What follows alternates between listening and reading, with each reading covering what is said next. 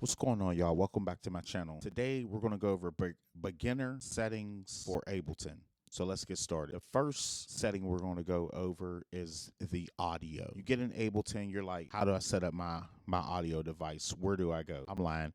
Live, settings, and this little window will pop up. Then you click audio input device and audio output device. And you go there and you click whichever audio interface that you have. Same as for the output. And then for the inputs, you click however many. So if you got 8, you would click 2, 3, 4, 5, 6, 7, 8. You would click them, the stereos, and these are the mono. Next tip. I think we're going to stay inside of here. If you want to change your theme to Ableton, you go over to theme, and then you can switch the colors, crazy colors. There's a bunch of templates out there too. I think we're gonna rock out. We'll rock out with the white. How to add a Midi control. Go down to the Midi section, and then once you plug it up to the computer, then down here you should see them down here, and you just click it. That's all. After you click it, it's over. Then you can start using your keyboard. And you'll see up here next to the computer percentage and stuff, you'll see when you hit it, them two things will show up yellow. How to add VST folders. We're still in the settings now. You go to plugins and you would click on the ones that you want. So I have all mine off because I currently only use VST 3s. You would have those on, or you can have them off. And then to pick the custom folder, you can hit browse and you could pick the custom folder where you have your VSTs at. You might have them somewhere else. Just set up them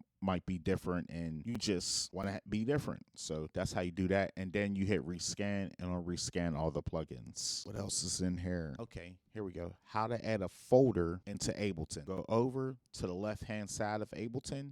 Right here at the very bottom, you'll see add folder. You see add folder, you click add folder and pick the folder you want, hit open. And on the left side, it should pop up, which it did.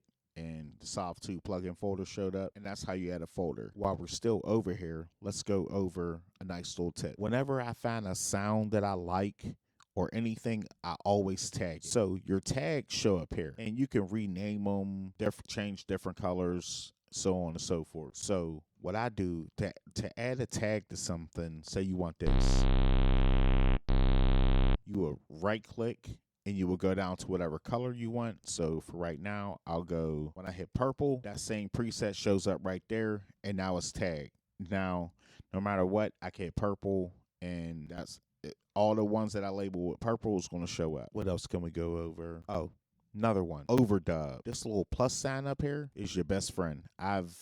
Well, not really lost because I can always undo, but this plus sign right here is how you overdub on Midi. So it won't erase it. I literally have to make a template so I remember that to have this on, because every time I open up a project and I start working and I forget that overdub is not on, I end up recording over it and having to go back and do all this extra stuff. Of course, you got the play, stop, and record. This is the loop button right here. Tap tempos right here.